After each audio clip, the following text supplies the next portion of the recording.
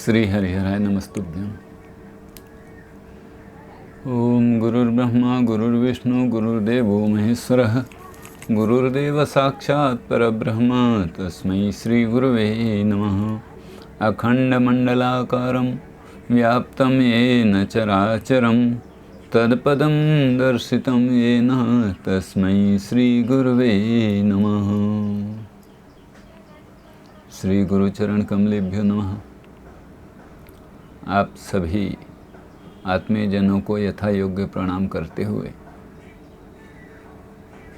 देवता के सानिध्य को महसूस करते हुए आपके अंतरात्मा मन के अंतःकरण में विराजित परम शक्ति शिव परमात्मा को प्रणाम करते हुए अपनी बात को प्रारंभ करता हूँ।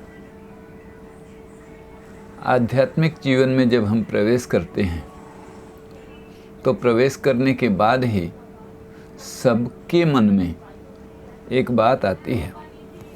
वो बात ये होती है कि हमको क्या करना चाहिए और क्या नहीं करना चाहिए। तो निश्चित रूप से हमारा ध्यान जो है मेडिटेशन की ओर जाता है और दिमाग कहता है कि मेडिटेशन करें। मेडिटेशन शुरू हो जाता है।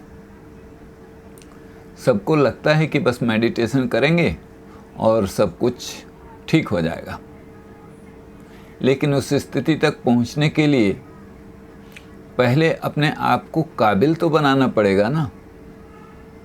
पहले पूरा रोड मैप अपने पास तैयार करना पड़ेगा ना। हमको कहाँ जाना है, उस गंतव्य स्थान तक का पूरा प्रिपरेशन तो करना पड़ेगा ना। कहाँ से चलकर कहाँ तक के बीच में क्या मिलेगा, सब कुछ जानकारी हमको होना आवश्यक है। कौन से स्टेशन में क्या खाने के लिए मिलेगा, क्या पीने के लिए मिलेगा, कहाँ पर रसगुल्ले मिलेंगे, कहाँ पर भजिए पकोड़े मिलेंगे, सब कुछ जानकारी हमारा मन चाहता है। और जब हर चीज़ का ज्ञान हो जाता है तब यात्रा का आनंद ही कुछ और होता है। इसी तरह से हमारा आध्यात्मिक प्रवास जो होता है, स्पिरिचुअल जर्नी जो होती है, वो न तो देशांतरण है, न ही कालांतरण है और न ही वस्त्रांतरण है।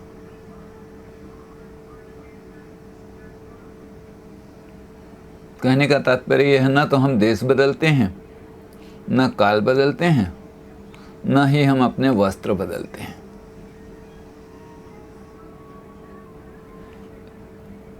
जब हम देश काल वस्तु इन तीनों में फंसे हुए रहते हैं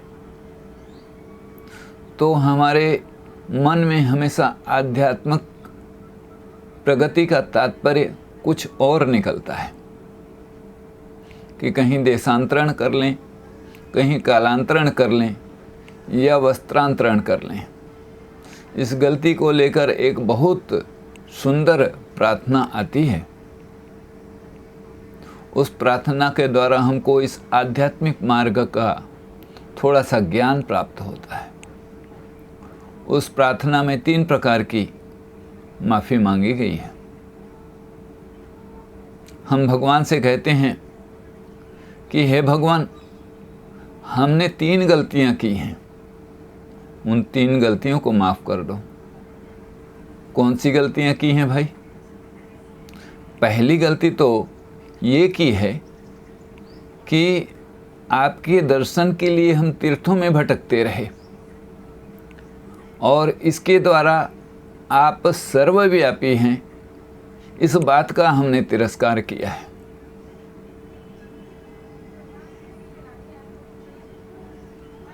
उसके बाद कहते हैं कि हे भगवान, हमने आपकी स्तुति करने के लिए बड़े बड़े शब्दों का प्रयोग किया।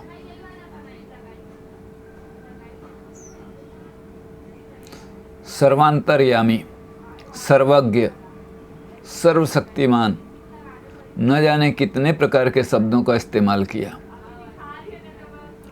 इन शब्दों के द्वारा आपका वर्णन करके अपने आप शब्दातीत हैं, इसका हमने तिरस्कार किया है। हे भगवान, आप इसके लिए भी हमें माफ़ करो।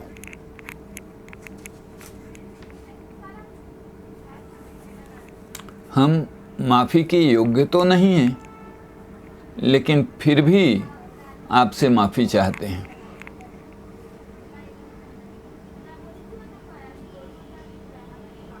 भगवान, हमारी दूसरी गलती जो है, इसको तो माफ़ कर ही देना। तीसरी गलती हमने ये की है, क्या की है कि हम मेडिटेशन कर रहे हैं।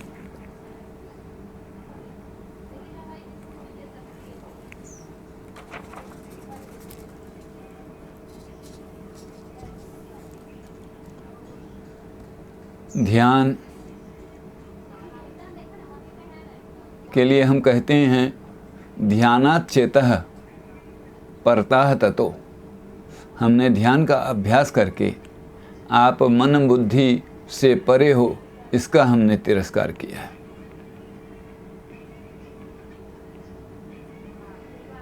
इस तरह से हमने 3 गलतियां की। हमें माफ़ कर देना, ऐसा बार बार हम निवेदन करते हैं। इसका मतलब क्या हुआ? एक बड़े ज्ञानी थे और वे हर चीज को अपनी बुद्धि की तराजू में तौलते थे। हर बात तर्क के द्वारा सिद्ध करना चाहते थे और मानते थे कि उन्होंने थोड़ा बहुत सत्संग सुन लिया और इसके पश्चात तर्क दिया कि भगवान किसी कर्म का फल नहीं है, इसलिए कर्म क्यों करें। भगवान का कोई भी नाम नहीं है, क्योंकि भगवान सभी नामों से परे है, तो फिर भगवान का नाम क्यों लें। और भगवान मन का विषय नहीं है, इसलिए भगवान को मन में धारणा भावना क्यों करें। और भगवान बुद्धि के द्वारा पकड़ में नहीं आते, इसलिए बुद्धि के द्वारा भगवान के बारे में क्यों सोचें। ऐसी जब विचारधारा बनती है, तब समझ लेना कि भगवान को अपने ऊपर बड़ी अकृपा हो गई है।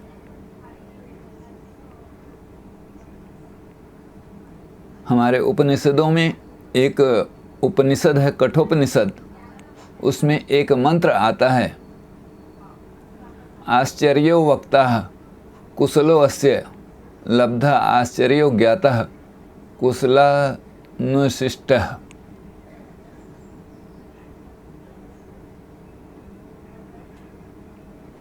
ये परमात्मा तो बड़ा ही आश्चर्यजनक है।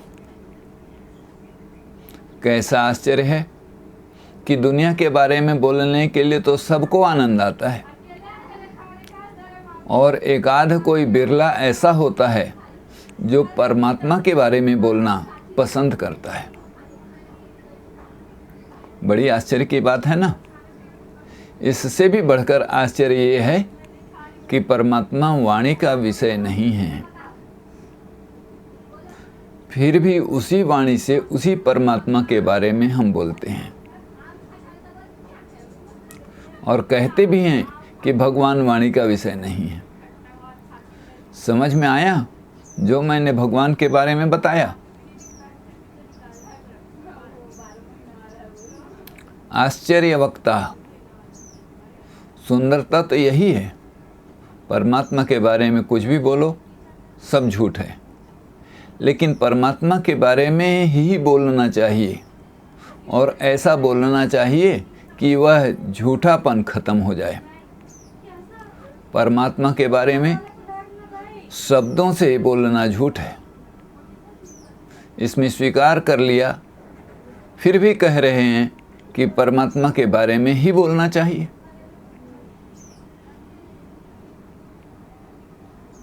क्या कारण है? कारण ये है कि जब हम परमात्मा के बारे में बोलते हैं तो झूठ नहीं होता। ये कैसी पहेली है महाराज, समझ में नहीं आ रही। ऐसा ही विचार आपके मन में आ रहा है ना? अब देखो, भगवान का नाम तो सत्य लेकिन नाम रूप मिथ्या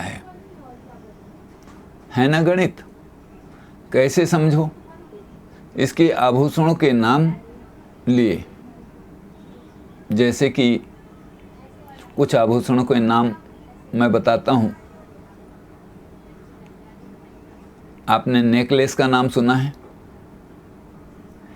वैसा ही लेगलेस भी होता है, हैंडलेस भी होता है।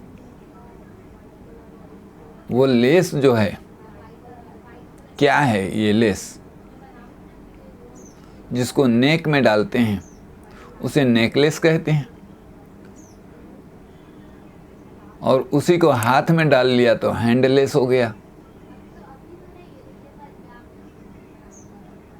तो क्या उसको नेकलेस कहना गलत है? हो सकता है,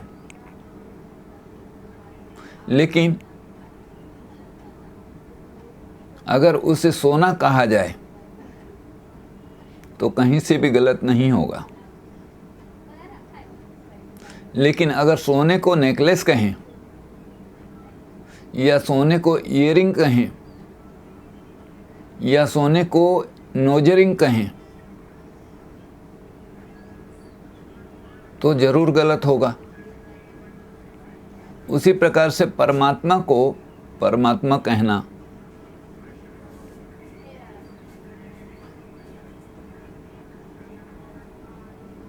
क्या है? सत्य है या असत्य है? परमात्मा को जीव जगत ईश्वर इन सब भेदों में बांध करके रखना गलत है। आश्चर्योक्ता, और इसीलिए परमात्मा तत्व को शब्द से परे, उसके परे होते हुए भी उसके बारे में बोलकर विद्यार्थी को समझाना पड़ता है। और यहाँ पर विद्यार्थी का तारीफ देखो, आश्चर्यो ज्ञातः कुशलानुशिष्टः। आश्चर्यो ज्ञातः कुशलानुशिष्टः। आत्म तत्व न हो तो मन का विषय है, और न हो भावनाओं के द्वारा पकड़ा जा सकता है, न तो यह बुद्धि का विषय है। इसीलिए भगवान के बारे में यहाँ कोई कॉन्सेप्ट नहीं बनता है। The true is not concept, it is the reality. बुद्धि के द्वारा जो समझ में नहीं आता है, जो मन के द्वारा ग्रहण नहीं होता है, उसको उसी बुद्धि के आश्चर्य में ही रहना पड़ता है।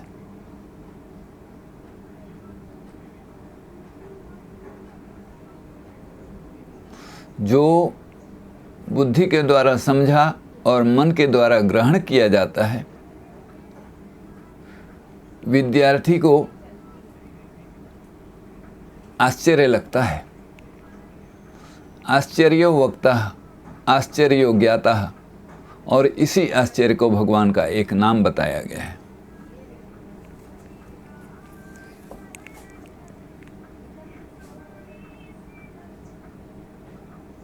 आश्चर्य शब्द की परिभाषा हमारे अनेक विद्वानों ने परिभाषित किया। उसमें एक महान विद्वान स्वामी अखंडानंद जी महाराज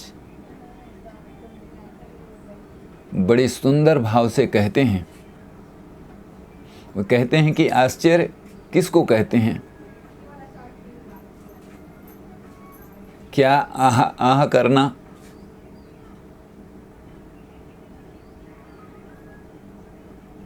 आश्चर्य है?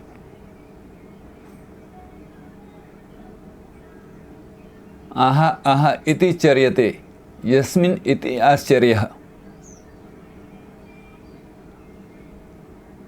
यानी क्या हुआ? जिसको देखकर हमारे मन में आश्चर्यजनक उद्गार, अरे ऐसा कैसा हो गया, ऐसे विचार निकले, तो हमारी बुद्धि के द्वारा जो सामान्य रूप से ग्रहण नहीं होता है वह आश्चर्य कहलाता है। जो कार्य कारण मीमांसा से नहीं बांधा जा सकता, जैसे किसी व्यक्ति का रिकॉर्ड रहा है कि वह हर श्रेणी में 1-2 बार फेल हो जाता है, बड़ी मुश्किल से पास हो पाता है। दूसरा एक विद्यार्थी है जो हमेशा फर्स्ट क्लास में आता है, गोल्ड मेडलिस्ट है। 20-25 साल निकल गए और फिर ये दोनों बच्चे इकट्ठे मिले, और जब मिले तो ऐसे मिले जैसे हम हिंदी सिनेमा के स्टेजों पर देखते हैं। तो देखा कि जो 3rd क्लास विद्यार्थी था, कभी वो 2 शब्द नहीं लिख सकता था, बोल नहीं सकता था, वो करोड़पति हो गया है। और जो फर्स्ट क्लास गोल्ड मेडलिस्ट था वो बेचारा रोडपति हो गया है।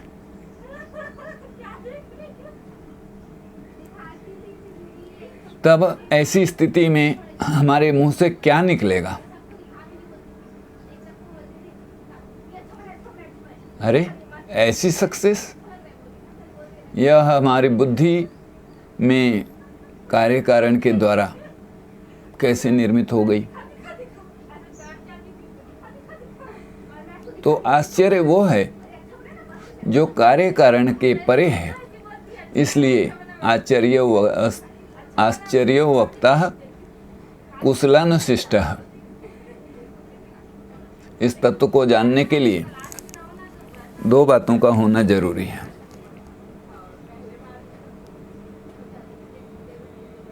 पहली बात क्या है? परमात्मा तत्व के बारे में 4 चीज़ों की जानकारी हमको रखनी चाहिए। वो 4 चीज़ें कौन हैं?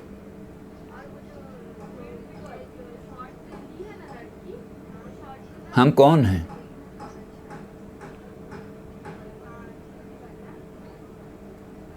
हम कौन हैं जिसको परमात्मा की प्राप्ति करवा लेनी है? और वह परमात्मा कौन है जिसकी हमें प्राप्ति करनी है? इसकी प्राप्ति हमको कहाँ से होती है? और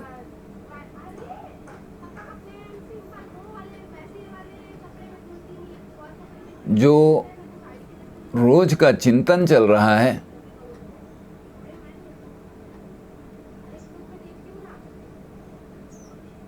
इसका कोई एम्पायर भी है?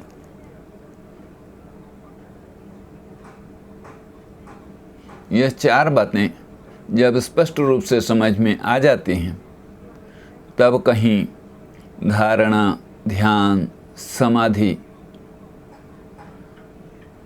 की बातें हम सोच सकते हैं। तब कहीं इसका अभ्यास ठीक ढंग से हो पाता है। तो पहले हमको ये समझ लेना है कि जीव, जगत और ईश्वर, इन तीनों का एक दूसरे से क्या संबंध है। इसका सरल भाषा में संबंध कह सकते हैं हम कि एक टीम है जीव की, दूसरी टीम है जगत की, और इनका एक मैच चल रहा है।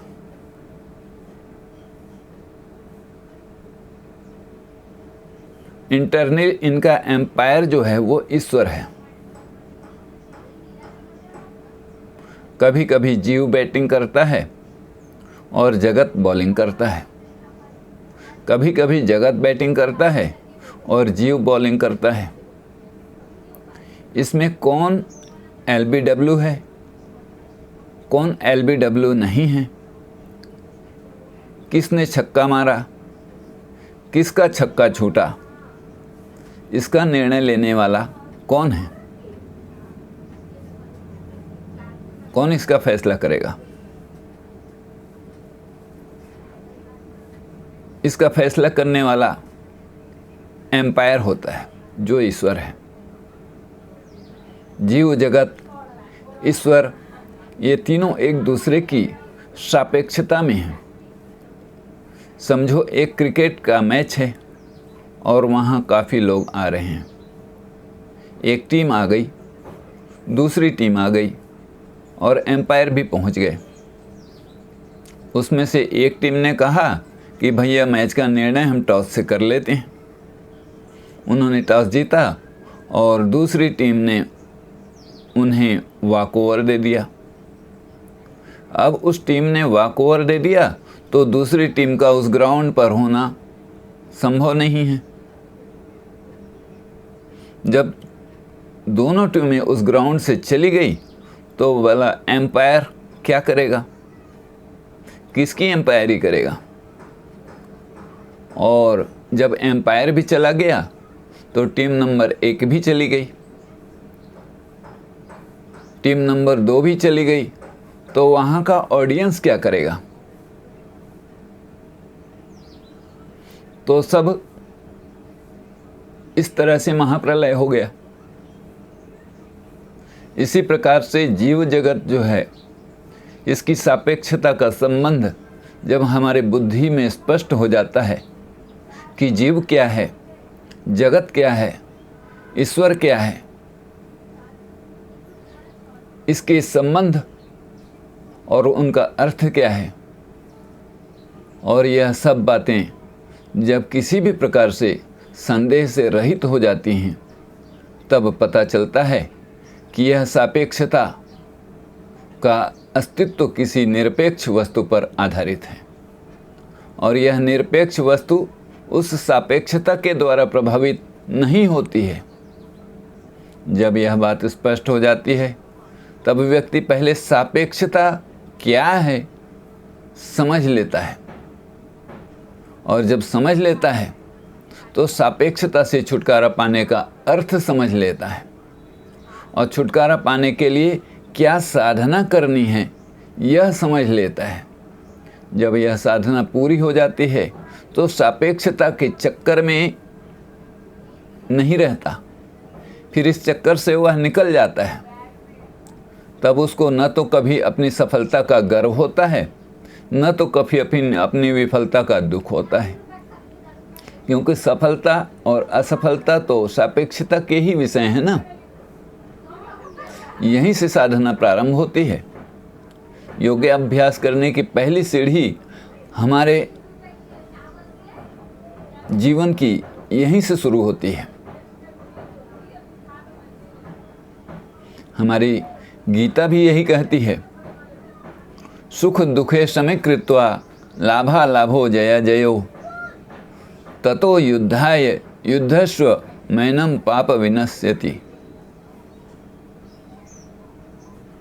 जिसको योगाभ्यास करना है, ध्यान का अभ्यास करना है, परमात्मा का दर्शन करना है, उसके लिए पहला पाठ है समत्वम योग उच्यते।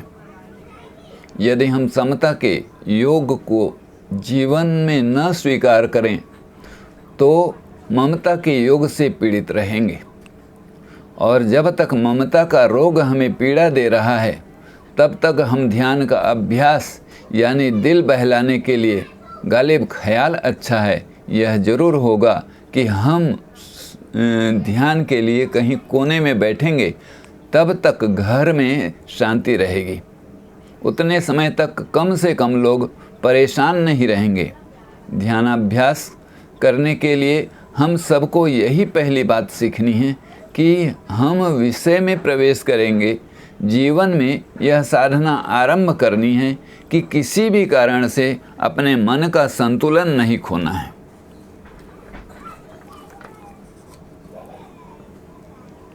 अगर हम संतुलन नहीं बिगड़ने देंगे, मन का संतुलन निरंतर बनाए रखना है, इसके लिए जगत की किसी भी व्यक्ति का वस्तु का त्याग करने की आवश्यकता पड़ी तो भी हम यदि तैयार हैं, तब कहीं साधना हो सकती है। समता का महत्व पता चलने पर समता अपने आप आने लग जाती है। जैसे जब किसी व्यक्ति को पता चलता है कि उसको अपना वजन कम करना चाहिए क्योंकि हार्ट का प्रेशर बढ़ रहा है, तब अपने आप आदमी वजन कम करने के लिए लग जाता है। ठीक उसी प्रकार से जब यह बात समझ में आ जाती है कि हमारे मन को ममता की, ओबेसिटी का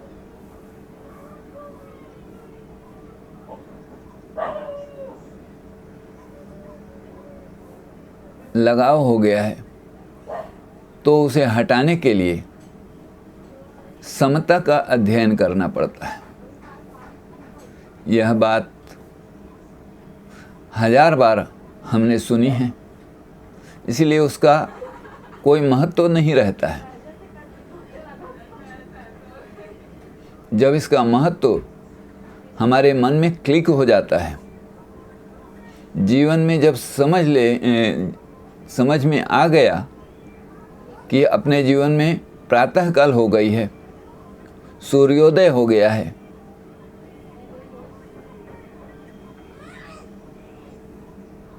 अगर नहीं समझ में आया तो रोज़ हम वही सुनते रहेंगे और रोज़ उतनी ही इफ़ेक्टिवली हम भूलते रहेंगे। अब एक घटना आपको हम बताएं। एक अम्मा थी, लंबाई से चौड़ाई ज़्यादा थी। डॉक्टर के पास पहुंची। डॉक्टर ने पूछा, अम्मा क्या परेशानी है? अम्मा बोली, मुझे कोई परेशानी नहीं है बेटा, लोग मुझे कहते हैं कि मैं बहुत मोटी हो गई हूँ। डॉक्टर ने क्या किया, एक डाइट चार्ट बनाकर दे दिया, डाइट लिख दिया और कह दिया कि अम्मा आप घास खाओ। अम्मा 2-4 महीने के बाद फिर पहुंची डॉक्टर के पास, तो डॉक्टर देखा कि अम्मा पहले से कुछ ज़्यादा ही बढ़ी हुई थी। तो डॉक्टर ने पूछा, अम्मा तुमने मैंने जो बताया था वैसा किया कि नहीं किया? तो अम्मा बोली, हाँ ज़रूर किया। डॉक्टर बोले, ये तो हो ही नहीं सकता। फिर पूछा, क्या किया बताओ ज़रा। तो अम्मा बोली, मैं जो पहले खाती थी, इन एडिशन टू दैट, उससे ज़्यादा ही आहार हो गया।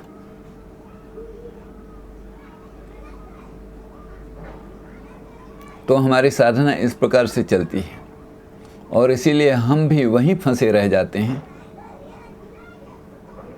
और अपनी समस्याओं से निकल नहीं पाते हैं। आज हम इन्हीं 3-4 विषयों पर विचार करेंगे।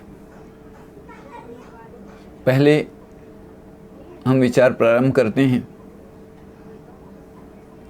तत्व की तरफ से।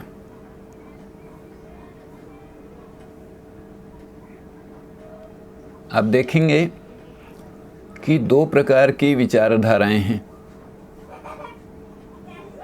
ये दोनों ही विचारधाराएं हमारे शास्त्रों में हैं।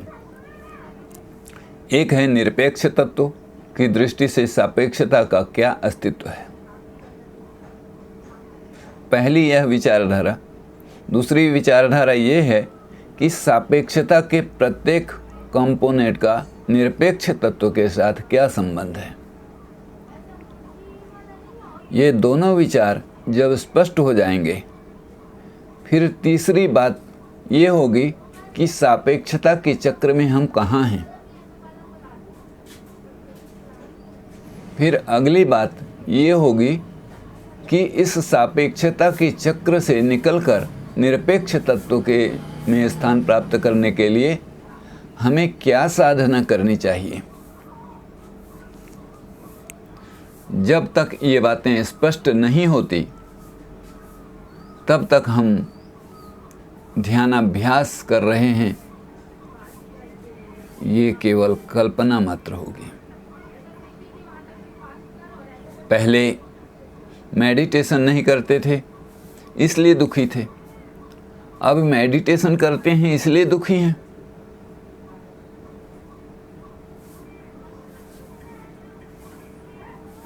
तो ये दुख खत्म कैसे होगा? दुख बना ही रहेगा। अब देखिए, तो श्रीमद् भागवत महापुराण में ऐसा विचार आता है कि किसी राजा को कोई पुत्र नहीं था। राजा एक महात्मा को कहते हैं कि हे भगवान, हमें आप आशीर्वाद दो कि हमको पुत्र हो जाए।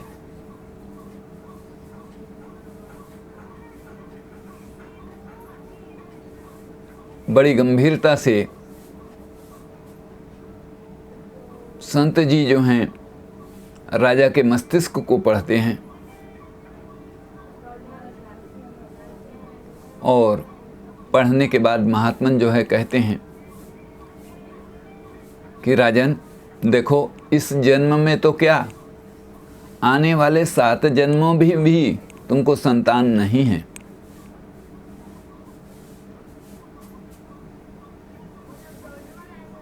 राजा ने कहा कि ये कैसे होगा, मुझे तुम्हारी फिलॉसफी नहीं चाहिए, मुझे तो संतान चाहिए, पुत्र चाहिए। फिर वो बहुत रोता है, गिड़गिड़ाता है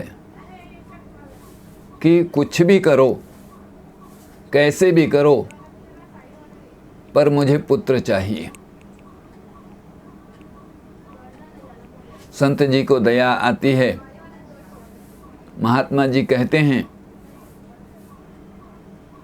अच्छा तो ठीक है, जब तुम्हारी किस्मत में रोना ही लिखा है, ऐसे भी रो रहे हो, वैसे भी रोना है।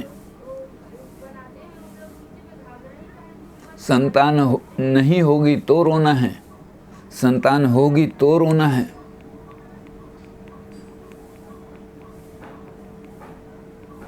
तो फिर रो, क्या फर्क पड़ता है? तुम अभी भी रो रहे हो, बाद में भी रोगे, तो ले लो पुत्र। महात्मा जी उनको एक प्रसाद देते हैं और राजा को एक पुत्र हो जाता है। फिर राजा पुत्र के चलते रोने लगते हैं, भगवान हम लोगों ने तो बच्चे इसलिए मांगे थे कि जिसके कारण हमारे अंतःकरण में जगत के प्रति वैराग्य निर्माण होए।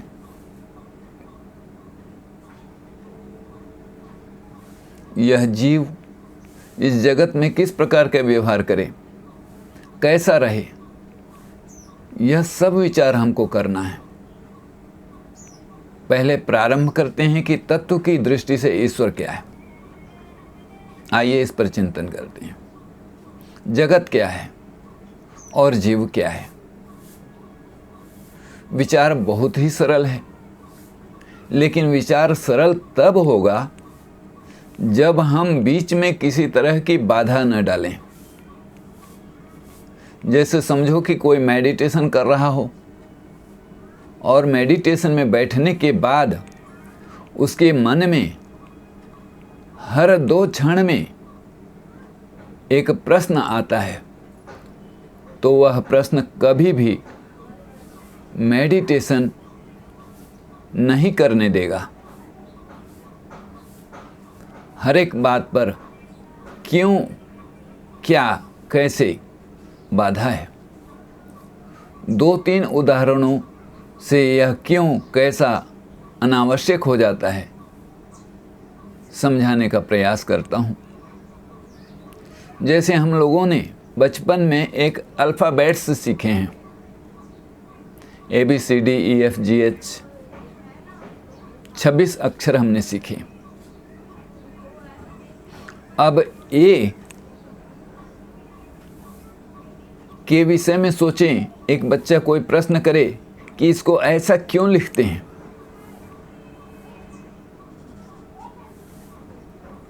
तो उसके माता पिता क्या जवाब देंगे? Will study if your answer my question. Why? ये is written like this. यही न कहेंगे कि हमने ऐसा लिखा है, ऐसा पढ़ा है, इसलिए ये जो है ऐसा ही होता है। इसका कोई अर्थ नहीं है, इसका कोई उत्तर नहीं है। और यदि हम वहीं अड़े रहेंगे तो आगे कुछ नहीं कर पाएंगे। तो हमें आगे बढ़ने के लिए क्या करना है कि ये ऐसा लिखते हैं तो उसे स्वीकार करना होगा कि हाँ, ऐसा ही लिखते हैं। इसका कारण है, मैं बताता हूँ, इसलिए आप इसको स्वीकार करें। अब मन में बात आती है कि आप क्यों बताते हैं?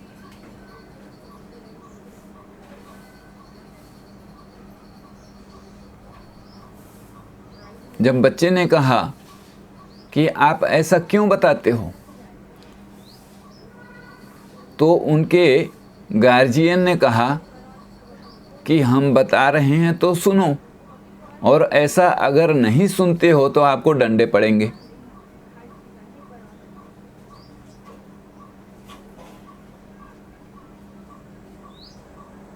अब डंडे के भय से,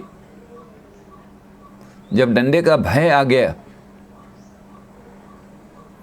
तब उसके बाद जब उसके माता पिता कहते हैं कि अब बात समझ में आई, तो बच्चा तुरंत कह देता है कि हाँ, समझ में आ गया।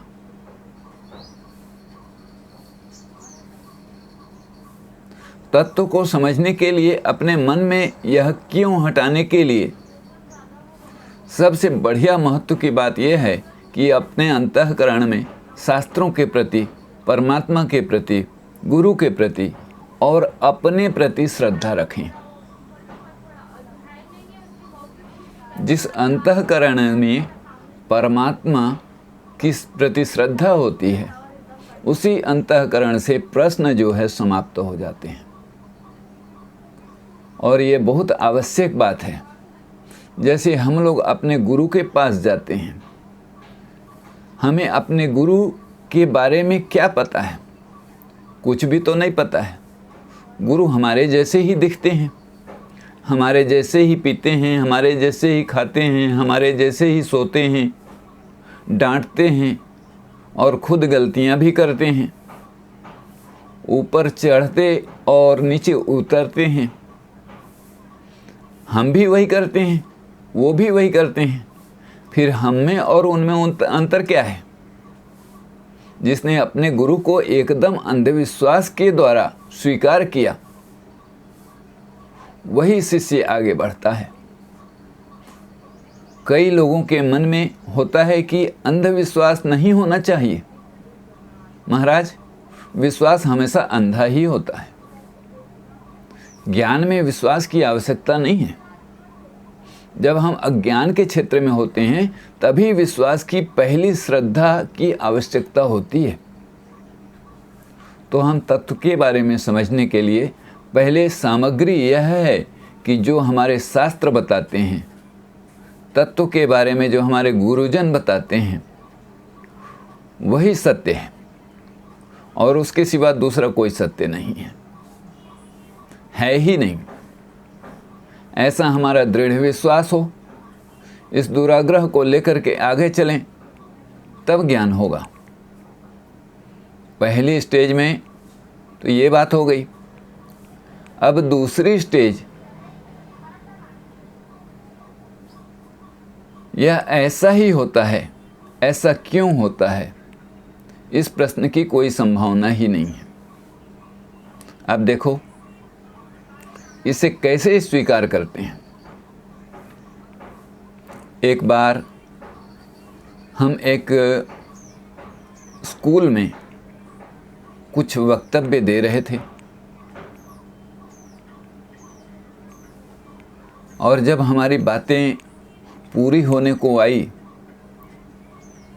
तो एक विद्यार्थी ने हमसे प्रश्न पूछा,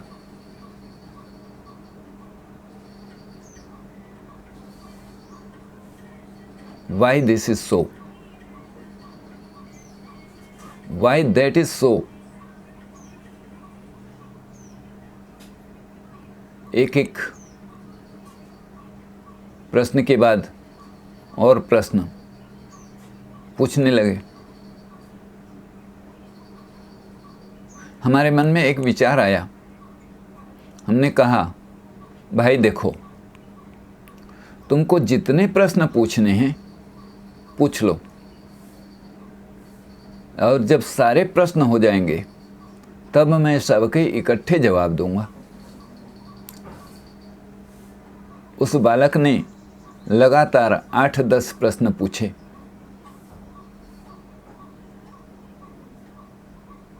और पूछने के बाद बोले कि अब मेरा प्रश्न हो गया है, आप उत्तर दीजिए।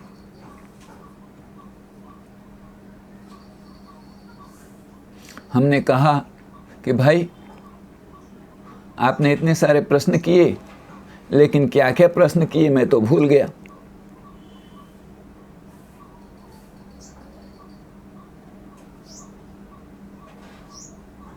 बालक बोला, आप ही ने तो कहा था कि सारे प्रश्न एक साथ पूछो और मैं सबका उत्तर एक साथ दूंगा, तो आप बताइए।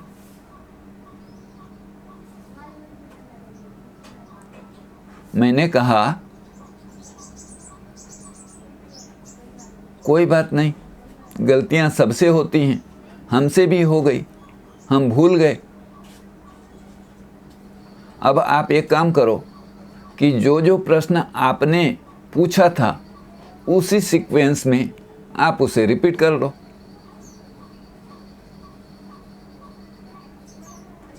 आपके ही प्रश्न हैं, आप ही ने पूछा है, उसको सीक्वेंस वाइज रिपीट कर दो।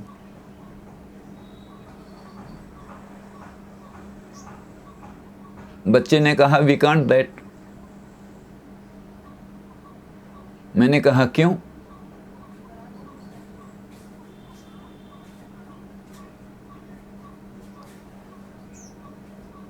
बच्चे ने कहा कि मैंने क्या क्या प्रश्न पूछे वो याद नहीं।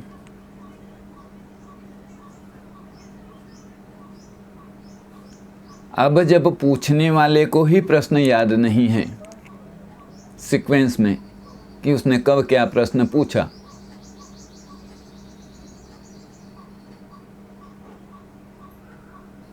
तो फिर मुझे कैसे याद रह सकता है? अब मैं एक प्रश्न पूछता हूं, उसका उत्तर तुम दे दो, और उसका उत्तर दे दोगे तो मैं तुम्हारे सभी प्रश्नों का उत्तर दे दूंगा।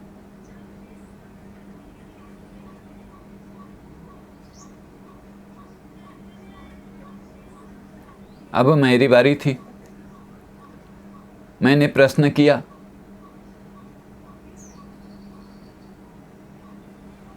कि बायोलॉजी क्लास में पढ़ते हैं तो 2 प्रकार की सेल डिवीज़न होती है। एक प्रकार की सेल डिवीज़न यह है कि जिसमें क्रोमोसोम का नंबर मेंटेन रहता है। और दूसरी सेल डिवीजन ये है कि जिसमें क्रोमोसोम का नंबर जो है हाफ हो जाता है। ऐसा क्यों होता है?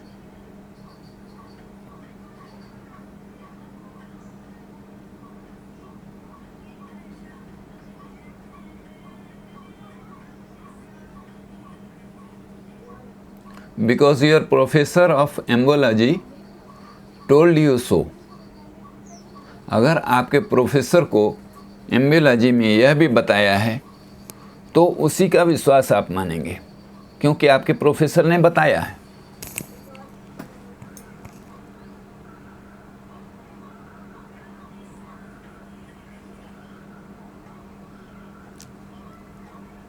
जीवन भर रोगियों में रहोगे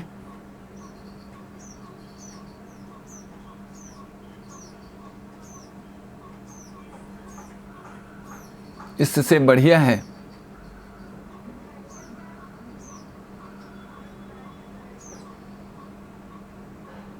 कि आप कुछ और कर लो।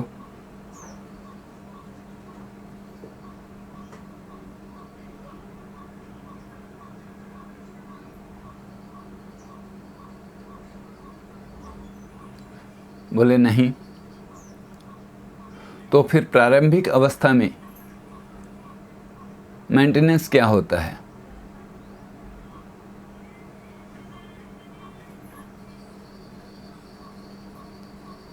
कैसे कैसे सेल्स जो हैं मिलकर के हड्डियां बनते हैं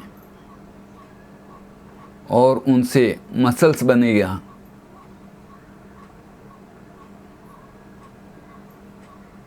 उससे डाइजेस्टिव सिस्टम बनेगा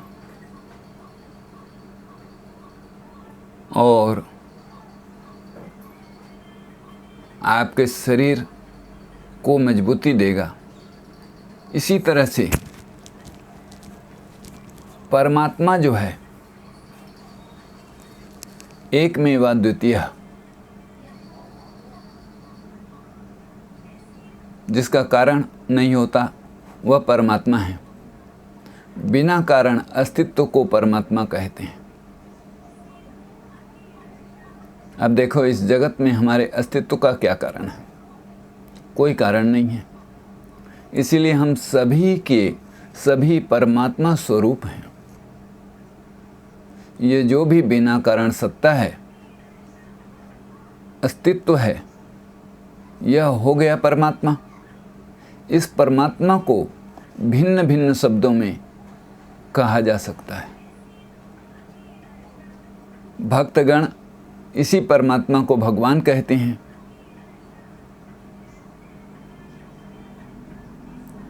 योगी जो स्वामी रामदेव बाबा के फॉलोअर हैं, पतंजलि महाराज के फॉलोअर हैं, योगा के फॉलोअर हैं, उसको इसी को परमात्मा कहेंगे। जो दूसरे प्रकार के योगी होते हैं इसी को परम शिव कहेंगे। वेदांती लोग जो हैं इसी तत्व को ब्रह्म कहते हैं। यह सब बातें भागवत पुराण की हैं। यह सब बातें शिव पुराण में आती हैं। तत्व एक ही है, तत्व में कहीं कोई अंतर नहीं है। लेकिन अपने अपने संप्रदाय और उन संप्रदायों के जो टेक्निकल शास्त्रीय शब्द हैं उनको लेकर के ही झगड़ा खड़ा हो जाता है। जिसको वेदांती ब्रह्म कहते हैं, योगी परमात्मा कहते हैं, भक्तगण भगवान कहते हैं, और जो शिव के अनुयायी हैं वे परम शिव कहते हैं, सदा शिव कहते हैं। वे सब एक ही तत्व की बात कर रहे हैं, कहीं कुछ अलग नहीं है। तो ये जो परमात्मा है उसको हम संबोधित करेंगे तो कैसे करेंगे? शुद्ध अस्तित्व, अस्तित्व मात्र।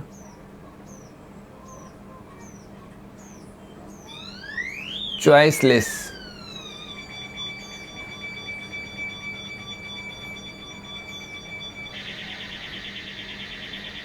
परमात्मा तत्व जो है वास्तव में अनंत शक्ति से युक्त है। यही परमात्मा जब अपनी शक्ति को अभिव्यक्ति करने के लिए अंगड़ाई भरता है,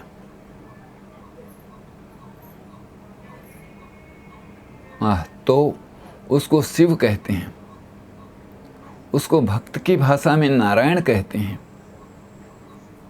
अब बताइए नारायण का चित्र क्या है? समुद्र में एक शेष सैया है जिसके ऊपर बड़े आराम से भगवान विराजमान हैं, महर्षि के जैसे लेटे हुए हैं, है ना? यही तो उन्होंने, यानी कि जो शुद्ध अस्तित्व है उस अस्तित्व ने अंगड़ाई लेना प्रारंभ किया। अब उसको कहते हैं परम शिव। परम शिव को हमने घटाया और वो हो गए शिव, क्योंकि उनमें अब कोई ना कोई मानव विकार आने लग गए हैं। दूसरी स्थिति में देखें तो इसको अंग्रेजी में कहेंगे कि परमात्मा है। ये क्या है? Absolutely awareness. शिव की स्थिति को समझना है तो कहेंगे कॉन्शियसनेस, माने कि awareness become aware about itself. जब अवेयरनेस अपने ही बारे में अवेयर हो जाता है तब उसको कहते हैं कॉन्शियसनेस। अब जो ये शिव है या चित्ती है या चैतन्य है या चित्त है, इसकी शक्ति कैसी है?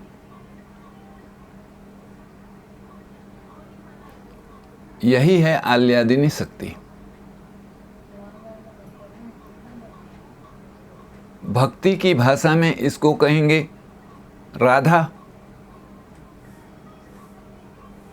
और उसी को कहेंगे आह्लादिनी शक्ति।